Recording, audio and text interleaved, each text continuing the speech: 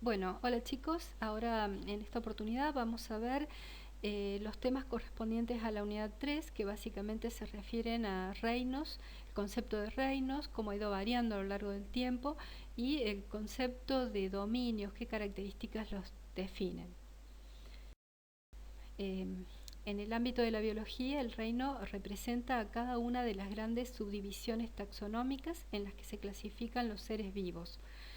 Antiguamente y hasta hace poco era el mayor nivel de clasificación, pero en la actualidad es el segundo nivel luego de dominio o de superreino del que hablan algunos autores y por encima de división o filum.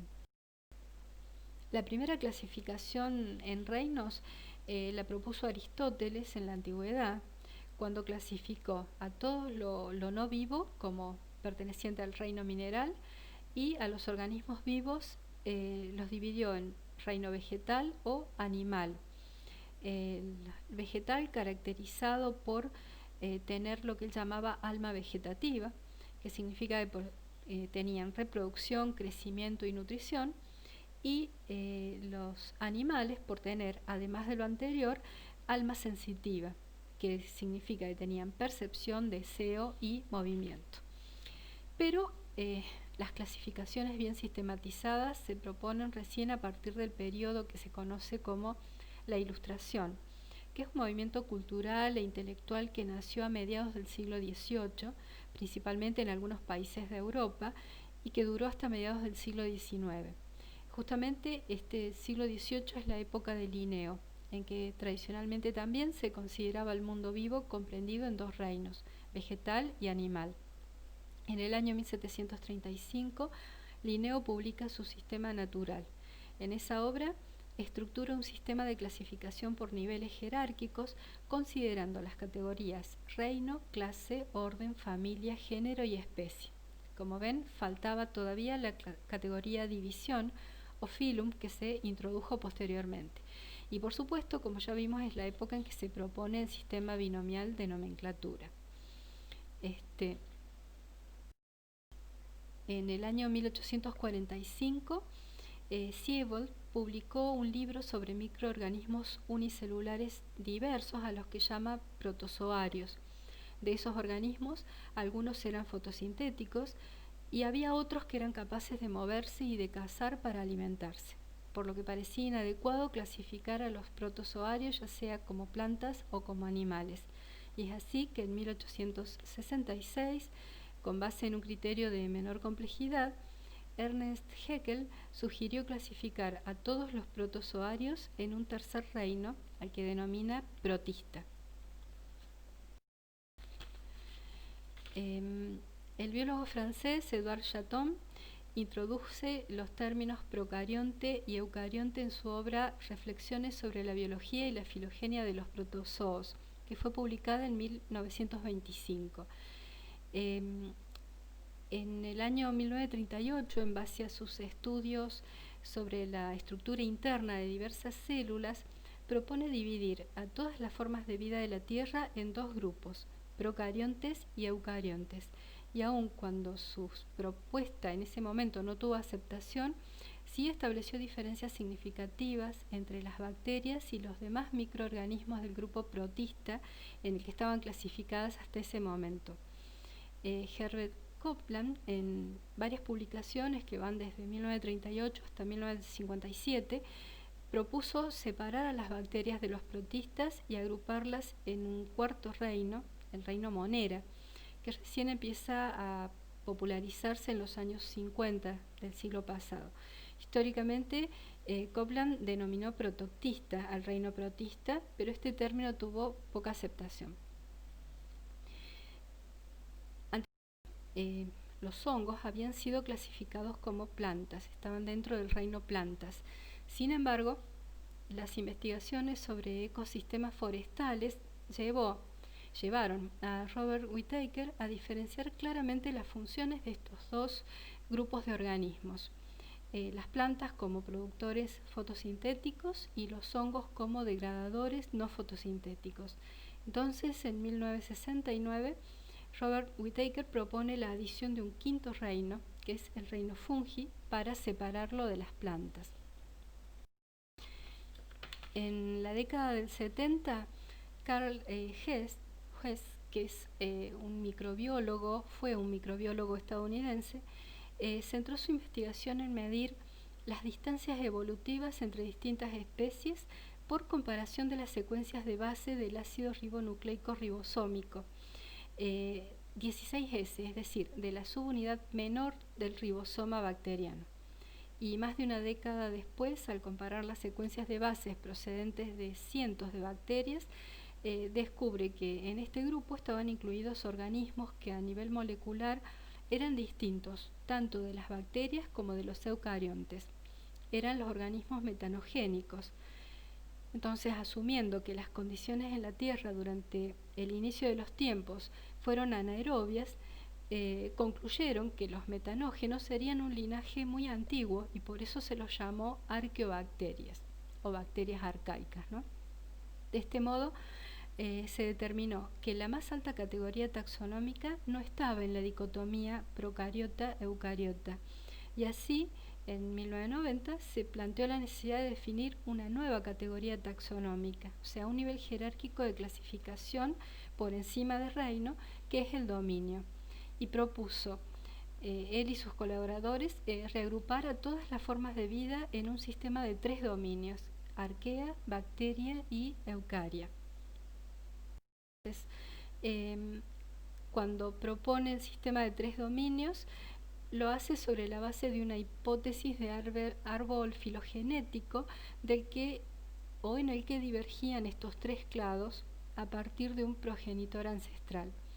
Las principales características para separar estos dominios son el tipo de célula, los compuestos que forman la membrana celular y la estructura del ácido ribonucleico. Así, en el dominio arquea, las arqueobacterias son procariontes, o sea, con células procariontes.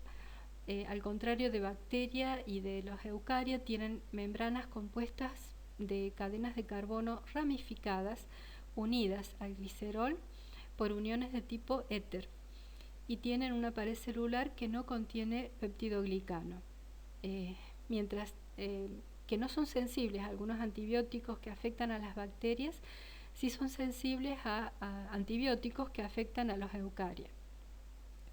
Es decir, las arqueobacterias poseen genes y varias rutas metabólicas que son más cercanas a las de los eucariotas, en especial en las enzimas implicadas en la transcripción y en la traducción. Tienen ácido ribonucleico ribosómico y regiones del ácido ribonucleico de transferencia claramente diferentes de bacterias y de eucaria. Viven a menudo en ambientes extremos e incluyen los metanógenos, halófilos extremos y termoacidófilos. Explotan una variedad de recursos mucho mayores que los eucariotas, desde compuestos orgánicos comunes como los azúcares hasta el uso de amoníaco, iones de metales o incluso hidrógeno como nutrientes. Los tolerantes a la sal, que son las halobacterias, utilizan la luz solar como fuente de energía, y hay otras especies de arqueas que fijan carbono. Sin embargo, a diferencia de las plantas y de las cianobacterias, no se conoce ninguna especie de arquea que sea capaz de ambas cosas, ¿sí? De usar el sol y de fijar carbono.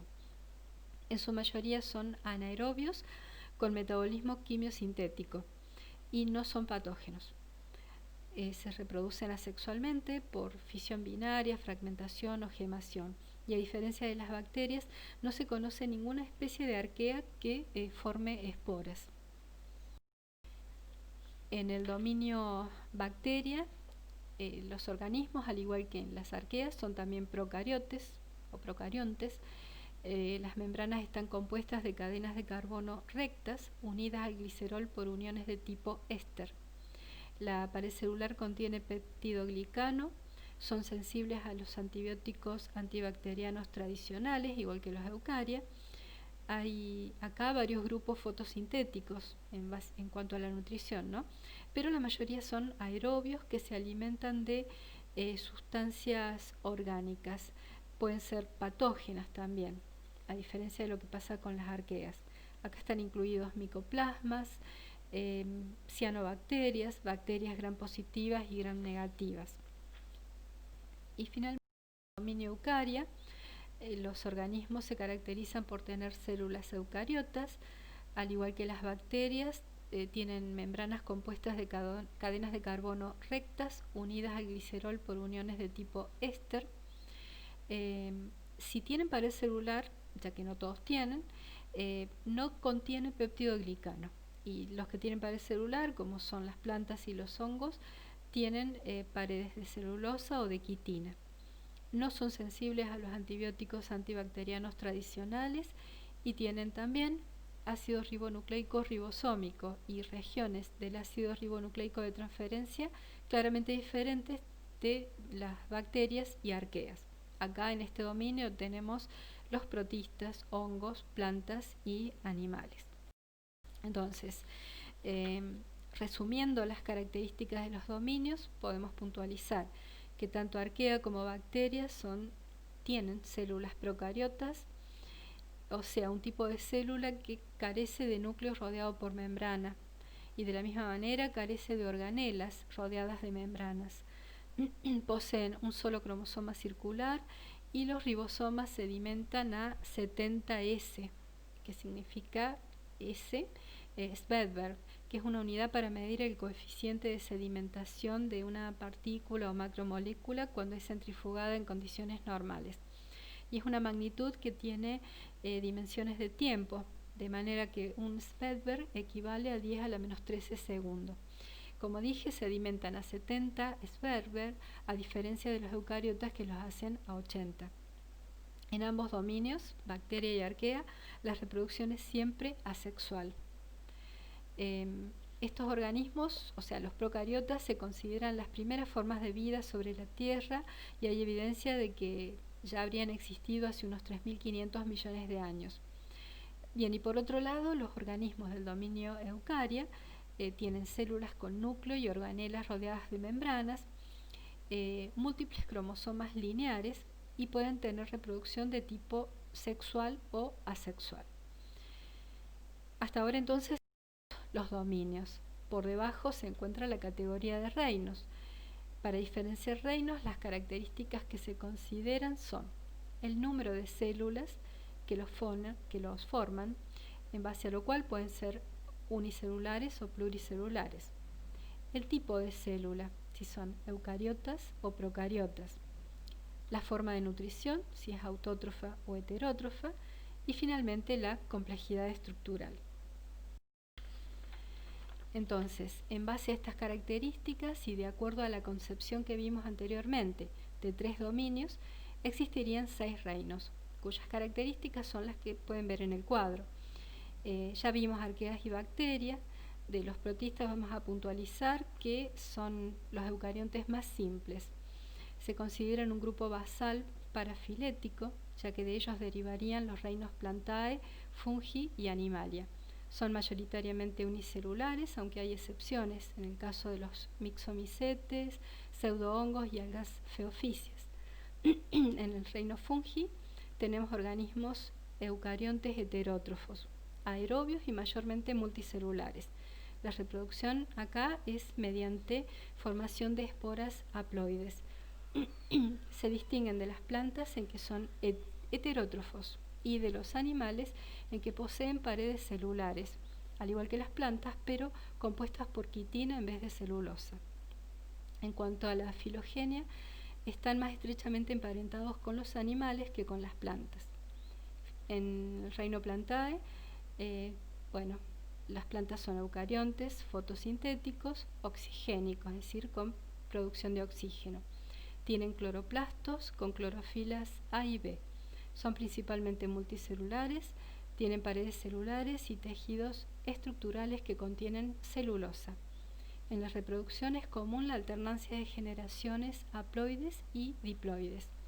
En el reino animal son eucariontes heterótrofos, aerobios y multicelulares, con gran diferenciación de tejidos. Las células del cuerpo son diploides, con excepción de las gametas, que son haploides. Normalmente presentan locomoción y la proteína estructural es el colágeno. En ellos es común la presencia de un sistema nervioso para la función sensorial y motora. Se han propuesto una multitud de nuevos reinos, sobre todo de eucariotas, que han ido siendo desechados. Un sistema que todavía es mencionado por algunos autores, el sistema de 6 reinos de Cavalier-Smith, que propone al reino cromista, propone 2 reinos, cromista y protozoa. Cromista para abarcar organismos como las algas pardas, las algas verde-amarillas, algas doradas y diatomeas. Y en el reino protozoa, como un grupo de eucariota basal. Estarían los protozoarios ahí. En la aproximación más reciente del año 2015 es el sistema del catálogo de la vida, que busca establecer una clasificación práctica y manejable, por lo que en este caso los criterios evolutivos y filogenéticos son relativos y se admiten algunos grupos parafiléticos. Este sistema toma parte de los postulados de Cavalier-Smith y clasifica los organismos en 2 superreinos y 7 reinos. El superreino procariota con los reinos arquea y bacteria, y el superreino eucariota con los reinos protozoa, arquea,